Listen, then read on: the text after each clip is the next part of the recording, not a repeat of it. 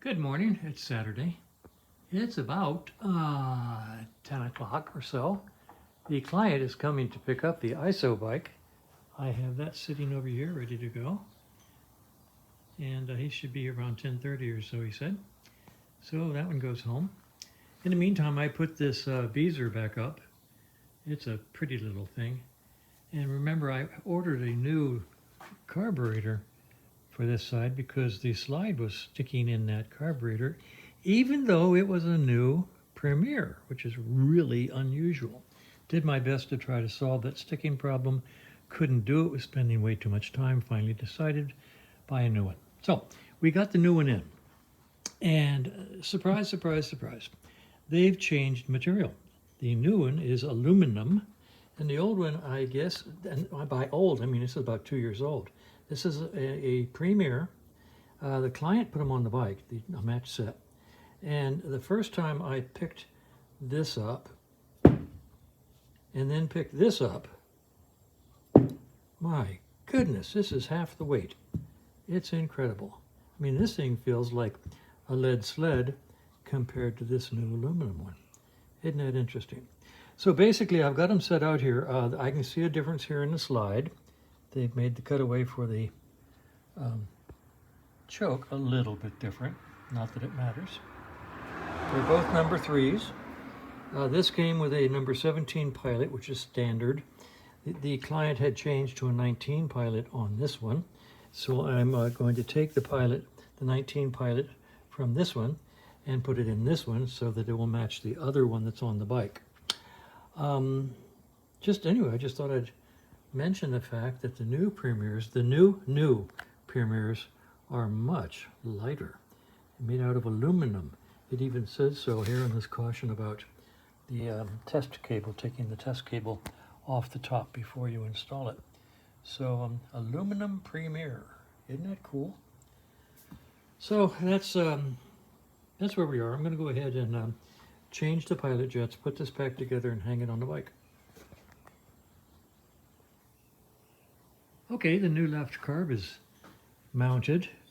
I've synchronized the slides and reset the pilot jet to the initial 1.5 turns on both carbs.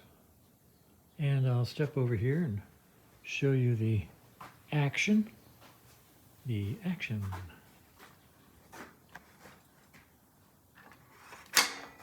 Good snap. Good snap all the way through full throttle. No sticking. Sounds really good. So I'm going to put the air cleaners on, hook up the sparkler wires, put the gas tank on. I'll do that next. Okay, I'm getting ready to drop the gas tank on. One of the rules around here, actually, not just for gas tanks, but whenever you're doing anything to these bikes, is pull the main fuse. So the main fuse is here. I took the side cover off. This is kind of cool. He's got his, I guess, insurance and registration right here underneath of the battery holder. That's smart. And this is the main fuse. It's a 10 amp fuse. No matter what your manual says, 35 amps is wrong. It uses a 10 amp fuse. That's all these bikes need. The manual talks about 35 amp fuse, meaning a Lucas, British 35 amp fuse, which roughly translates to an American 15 amp fuse. And you don't even need a 15 amp.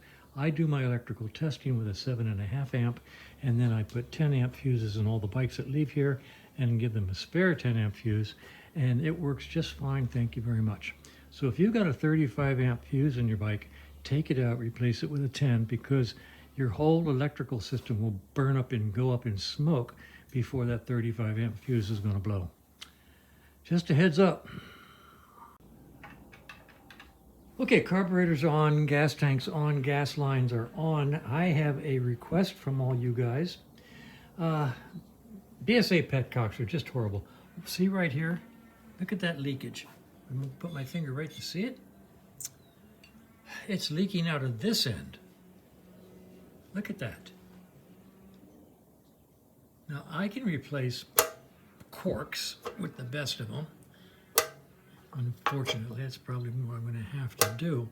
But if any of you guys out there know of any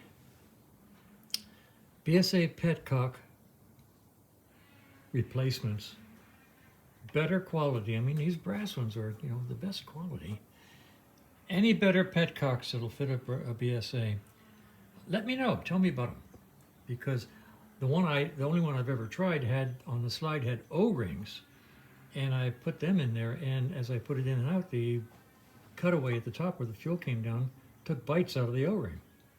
So the O-rings just got chewed up being used. Maybe I had a problem, maybe I did something wrong, but look at all that gasoline on my finger. And I don't like that. I don't like a leak. So I'm gonna start the bike. I'm gonna dry all this off, and we're gonna start the bike. But I'm not gonna declare it finished until I do something about that. How's your side over there? Is it dry? I'm dry. Yeah. You're fine. No leak on that side. There's been some leak, you can see from staining, but there's nothing now. Okay. All right. All good. Well, I guess I'll order some corks. The joy of corks is you have to drain the gas tank and take the Petcock. No, actually just drain the gas tank, because all you do is take this lock nut out, pull this out, put the new corks on and put it back in. But you still get a lot of gas draining. Okay, so we're going to carefully start the bike even though we have a small gas leak, and just be real careful.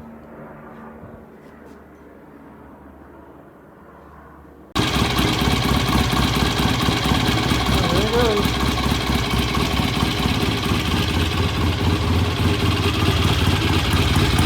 Sounds nice and even on both sides.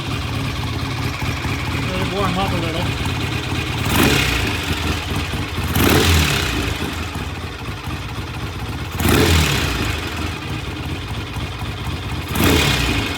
And you can't beat that with a stick.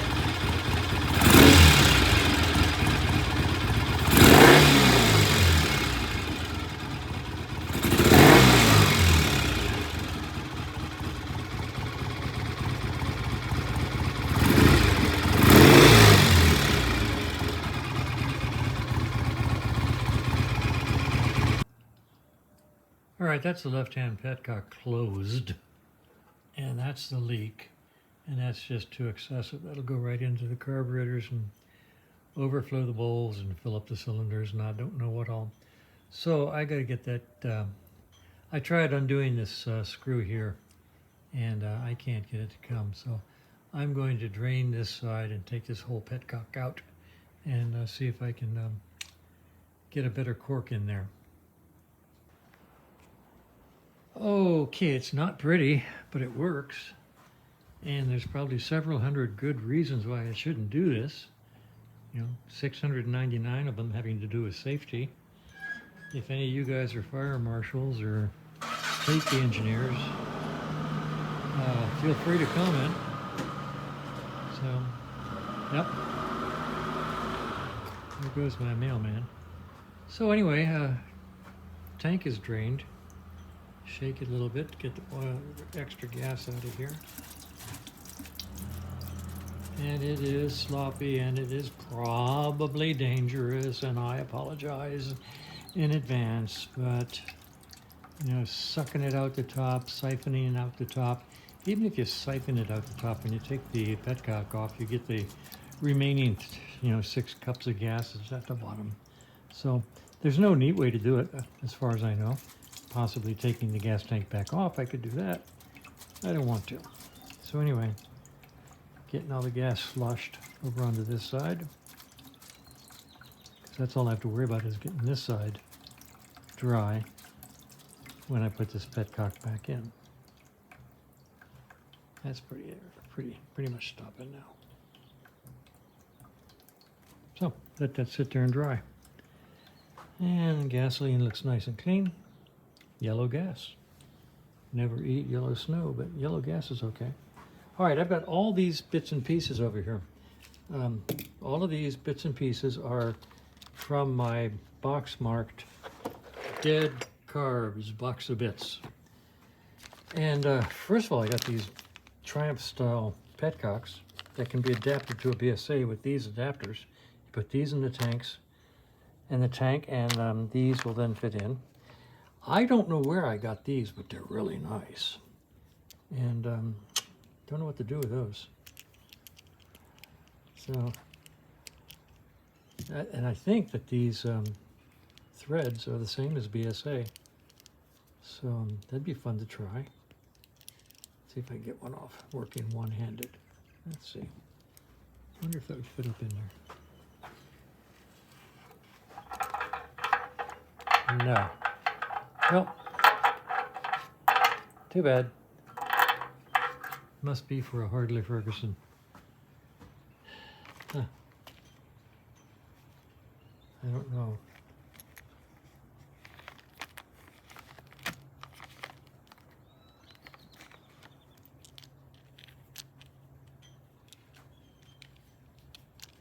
Hmm.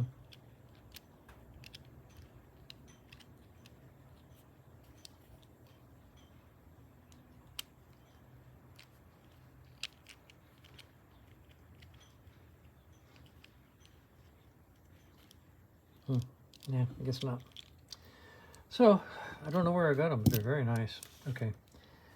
So, this adapter, I think it goes up in the tank and adapts Triumph Petcocks to BSAs. Let's see if that'll go there. Yeah, it does. Huh, threads might be different. I don't know. Thought, well, they're a little damaged. Okay, so anyway, I've got all these bits and pieces, a few corks here, some corks that I made out of plastic that didn't work. They shrunk. Some material I thought I'd try someday. Some corkless levers, plungers with corks, a cork assembly that goes into the handle, and I'm going to try a few of these corks once I take this apart and examine the corks. See if I can't come up with a cork that'd be tighter than this. And if not, then I'll call my buddy Roger and see if he has any new BSA corks. All right, interestingly, I just realized this is the Petcock I took out of the bike. This is a Petcock I have here in my spares, and it appears to be brand new. So I'm going to put this in the bike, and if it solves the problem with that doesn't leak, I will sell it to the client. If it continues to leak, or if it's just as bad as this one, just because of its nature, then we'll keep working on improved cork plungers. So I'll put this in the bike and see how it goes. Okay, this is the new Petcock installed. It seems to be dry as a bone. I'll put this behind it, under it, and we'll just make sure that it is as it's supposed to. I'm not sure I can do that left-handed. Let me see if I can do it this way. If I pull it too fast, it's going to gush. Oh, there you go. Okay, so it does pass gas, so to speak, and then it tightens up. I just lost my cloth. Okay, and then it tightens up and doesn't leak anymore. So, just to be thorough, I decided that, well, okay, this one's tight. I'm going to go over and test the other side. So I came over and I pulled the tube off, and let me see, where am I? Let's get the focus here going. And here's the Petcock on the right-hand side. And there it goes. That's enough of a leak overnight. That'll overflow a carburetor. So now I get to do the same job on this one, except I don't have a second new one. So now I get to take this one out and see if I can get a new cork in this one, which is what I was going to do to the other one right up to the moment where I found I had a new one. Oh gee, the fun just never stops. All right, right-hand Petcock is off. Right-hand side of the tank is drained. Okay, the process progresses. My good buddy Roger had 2 brand new corks right there. I'm going to put them onto these 2 plungers. That will give me this petcock for the right side of the bike, and this petcock will replace the one that I put on the left side of the bike, but will be operational. So I have recovered the one I had and the 2 that the client has. And let's see how it goes putting these corks on these plungers. All right, here's one of the old plungers with the old cork on it. This is what the plunger looks like right here once you've taken it out. This is from another one. And you take it out by driving it out with a punch right from that side. So let's see how this works on tape if I get it done successfully. Put that right about there. Put a very small punch right about here. Let's maybe check the framing. Now, am I on? Actually, I'm going to pull out just a little bit. There you go, you get a better picture. And tap this and see if it'll come out nicely. Using the big heavy hammer once again.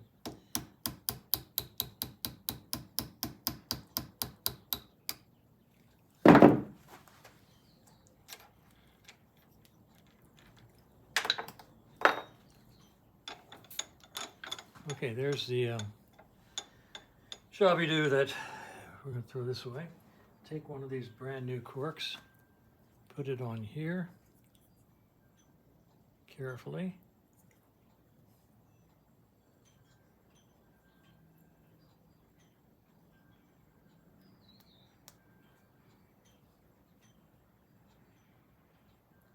Please don't split. Okay. Now, put this back in here and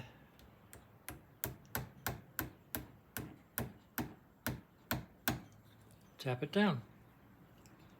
So, that's one. Let's do another.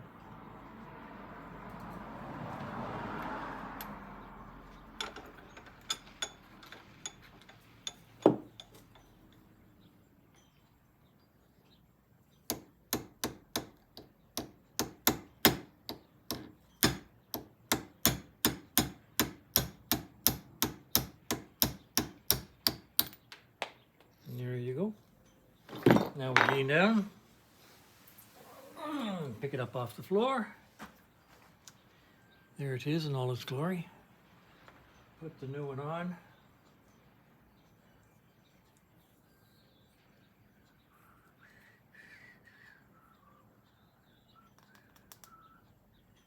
And now we put it back together.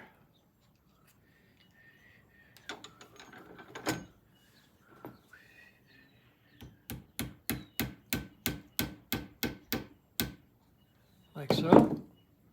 I'm not even going to go all the way to the end because I don't want to squash it and break it. Okay. So that gives us 2 new corks.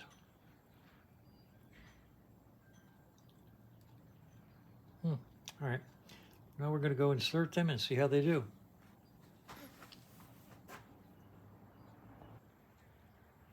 All right, this one's put together. And I've already put in the little locking screw. This one is going to go together. I put some grease on it. Grease, why not?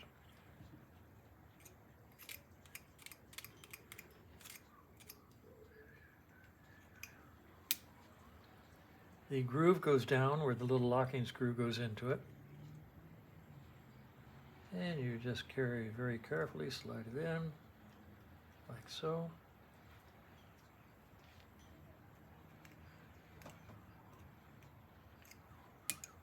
Put the little locking screw in, tighten it down.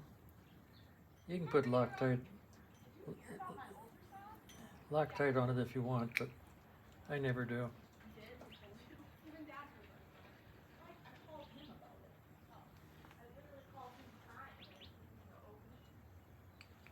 And that's a little tight.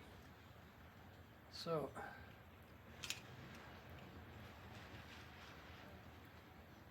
I'm going to go off camera and find out why that won't go in. All right, they're both working. I don't know what was wrong with the screw on the one. I just took it out, put it in the other, took that one out, put it in this one. They both went in just fine. I don't begin to understand, nor do I care.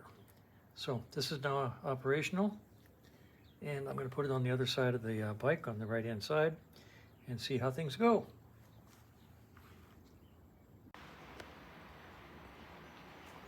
Okay, both Petcocks are installed.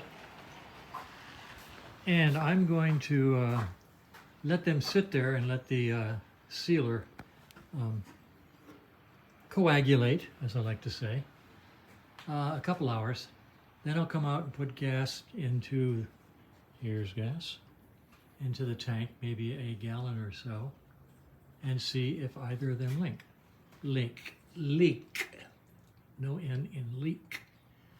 I keep gas in the house. 5-gallon gas tank. So I'll put about a gallon or so in here and check for leaks, and then hook up the gas line. And then tomorrow, if we have no leaks today, I'll ask Kevin to give a test ride and see how this goes. Client said the clutch might be slipping. The bike was running really poorly, so let's get it running right, and then we will come up with a decision on what to do with the clutch, if anything. Okay? So that's it for the day. I'm going to call it a day. I'll come out in a couple hours, hook everything up, and I'll let you know what happens tomorrow.